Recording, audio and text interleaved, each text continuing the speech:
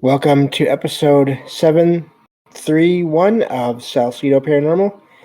I'm your host, James Salsido, and today I'm sharing true paranormal stories from the web.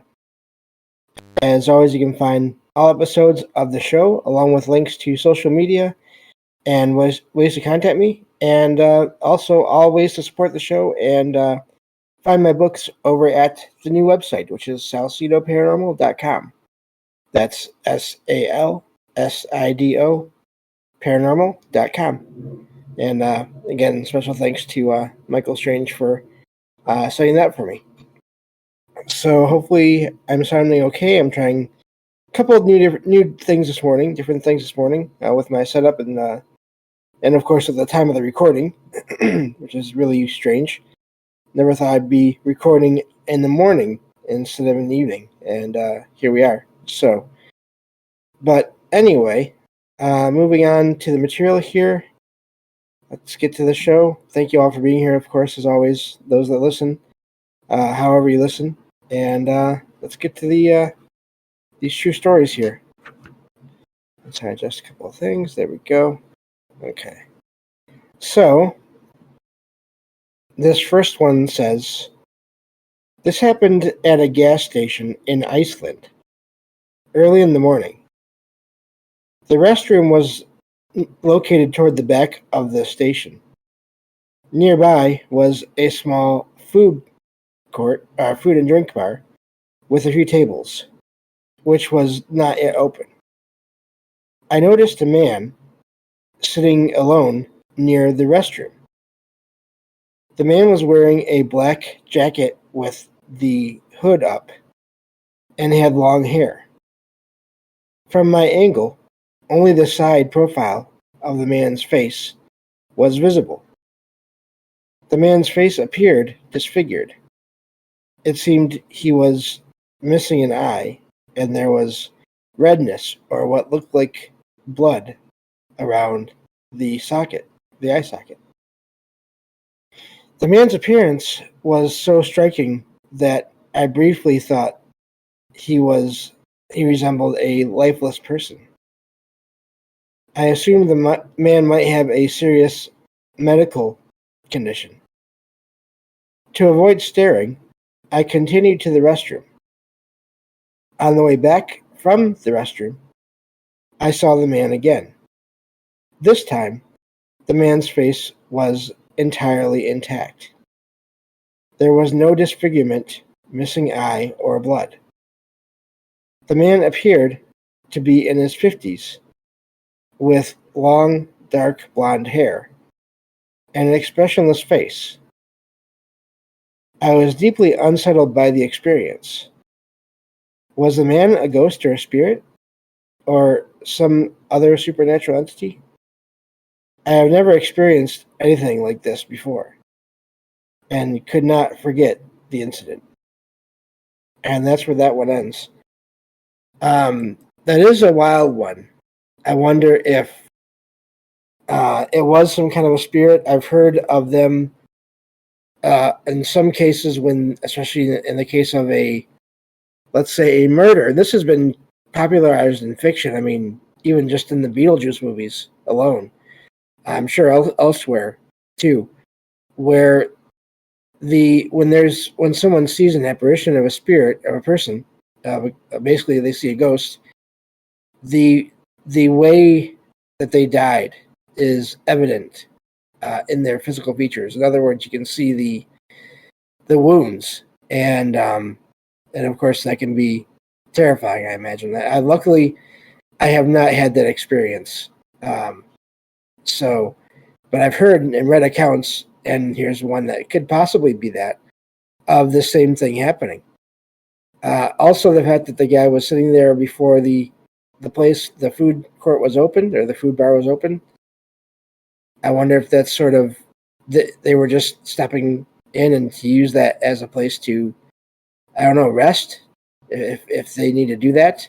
I have no idea, but that is a wild account to me, because, again, of similar things I've read before and heard before.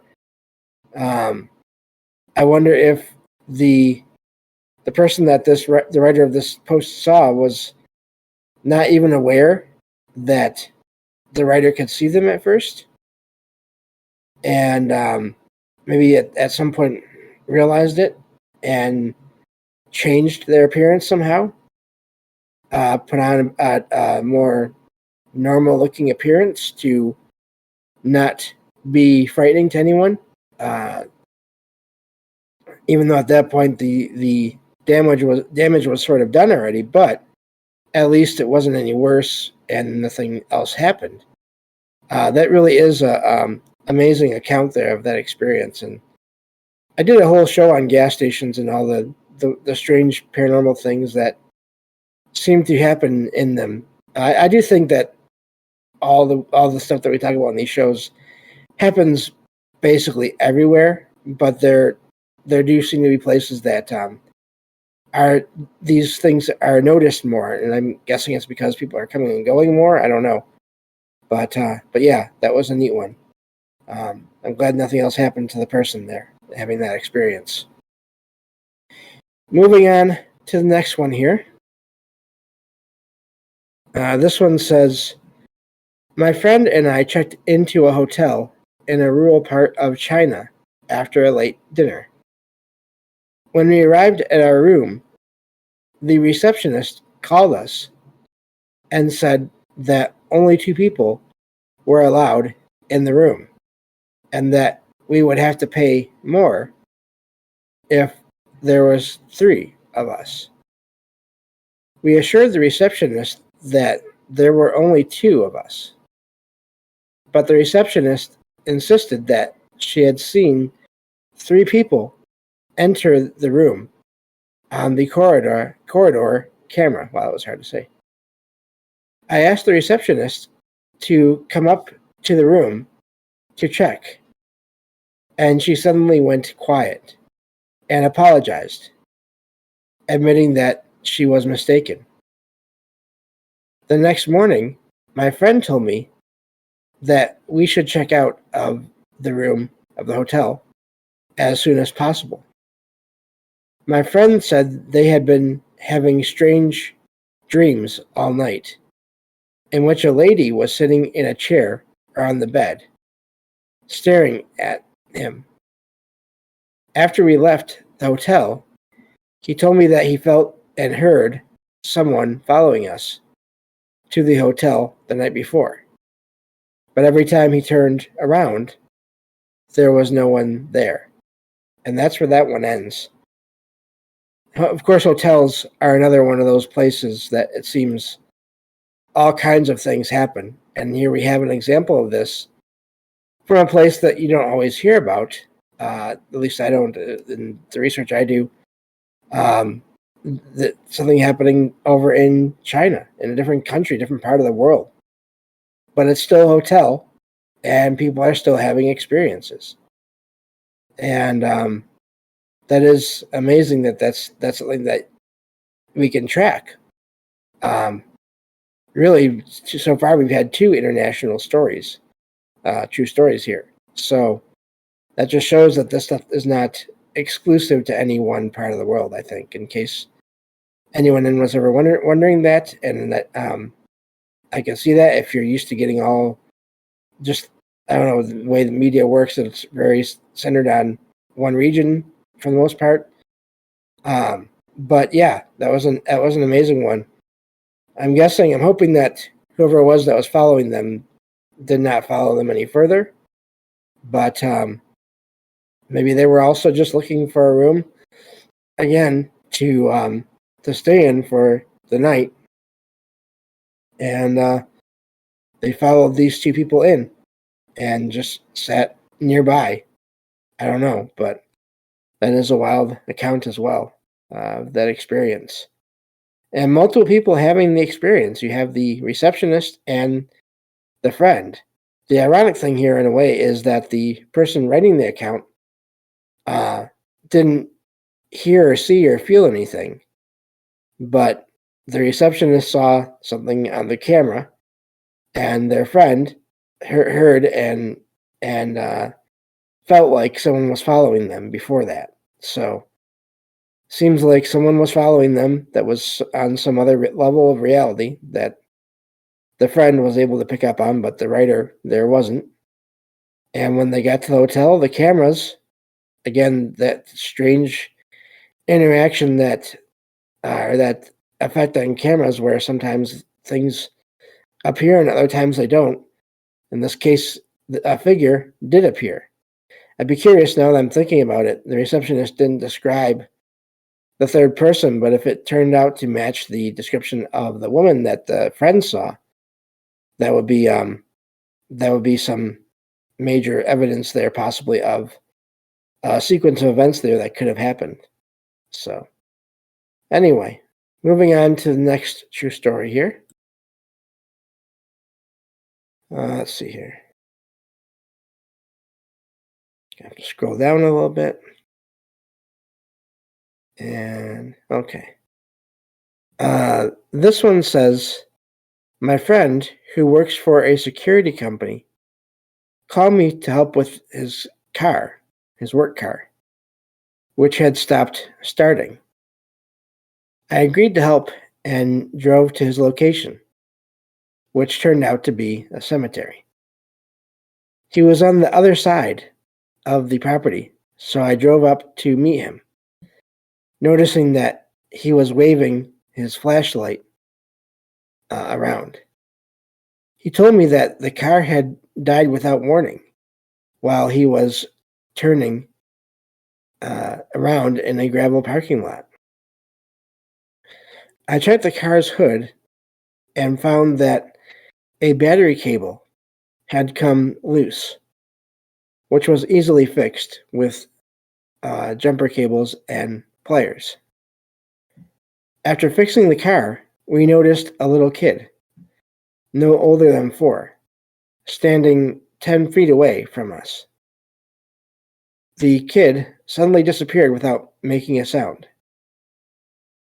My friend, let me see here. Okay, there's a missing word there. My friend had previously mentioned seeing things out of the corner of his eye, but this was the first time he had seen something clearly. I told him to stop by my house later to have the battery cables tightened. Later, my friend stopped by my house, and reported that about 5 minutes after I left, he had another strange experience. He had forgotten his flashlight and drove back to the cemetery to retrieve it. He found it sitting on a gravestone on a hill nearby, and as he reached for it, he heard a little boy's voice saying, "Leave," along with several other words he couldn't make out. He was already on edge from the first experience, but he quickly left the area and didn't stop until he had to stop at another property on the way. And that's where that one ends. So that's a lot going on there at that one site. It seems odd that there would be a battery cable that would just randomly come undone. Not impossible, but the location where that happened is something to note there in case it is sort of part of a larger experience that the writer's friend and then the writer had at that location. It's weird that the boy, or a boy, it sounds like it was a little boy, and it sounds like it may have been the same boy that told them to leave, told the writer's friend to leave, was there and then spoke in other words. Now, I know some people might think that automatically means it was not really a little boy, and that's always possible. But it could have just been, I don't know, a boy from another part of the world, another part of the country. Could have even been maybe, I don't know, depending on his, if it was a spirit of someone that had passed before, which is always sad, especially when it's that young. It could be that there were no other words that could be made out. It was more just the boy trying to talk or talking to himself after saying the word leave and not really speaking clearly or even not necessarily knowing many other words. I don't have any children, so I don't know how long it takes for a child's vocabulary to really get going. But I don't know. That is a weird one there with the flashlight being left behind. I wonder if the boy was interested in the flashlight, maybe wanted to keep it, but then when the writer's friend came back, decided to let it go and just tell them all to leave because it was tired of them being there. I don't know, but that's a lot of things that could possibly be connected. Or if they're not connected, then that's 2 to 3 experiences or events that maybe could be classified as paranormal. So that was an amazing one there. So I wanted to share that one. Let's see if we can get at least one more in before this episode is over. And we'll go from there. So let's see. Okay. This one says, I went for a walk around my local town in the UK on a Tuesday night at around 1900 hours. And that, of course, is, let me do the math here, 7 p.m., I believe. Yeah. I walked for about a minute from my door to a trail that goes through some woods. As I was walking to the trail, I saw a bald, human-like creature without hair and with eyes that didn't seem human. The eyes appeared to be recording or scanning me, which was unsettling. I could see its tongue sticking out of its mouth, and its eyes were wide open. I knew at once that this was not someone with severe disabilities or someone on any kind of drugs. When I made direct eye contact with it, I knew it wasn't human. The hominid, that's another name for a humanoid type being, I believe. The hominid looked at me as if it was looking through me rather than at me, which was a strange and unsettling experience. I let out a shout and continued walking. The hominid suddenly disappeared, and the road I was on didn't have any side roads or alleys for it to have walked down quickly. I'm still shaken by the experience. Has anyone else seen anything similar? And that's where that one ends. I haven't heard anything exactly like that, but there are so many humanoid sightings just all around all different parts of the world, I believe, that vary slightly or that have some details that are the same, some that are different. The vanishing is also an amazing aspect of this because that sort of implies some kind of a cloaking ability or phasing from, I don't know, one dimension to another. Something along those lines. And so I don't know what that person saw there. But yeah, every so often I come across these humanoid sightings, and they always seem to be different from each other in some ways, but then similar in others, which is always a fascinating thing. I'm gonna get one more true story in here because we should have time, and I don't have a ton more to say about that last experience because there's not a lot else there to go on. So, which is nothing against the person that wrote it, of course. Excuse me. So, moving on to the next one here. This says, I bought a vintage automatic watch from an antique shop near a hospital in India. That's kind of That's really amazing there in a way. You have this possibly two things that may be connected. You have that in a paranormal manner there in terms of energy and other consciousness moving between dimensions and not consciousness that is not attached to a physical body. In other words, basically two types of places that I've heard of that there being activity. Hospitals, of course, and then in some cases, antique shops or antique stores. Anyway, it says the watch had a square case, a day and date complication, and a worn but timeless charm.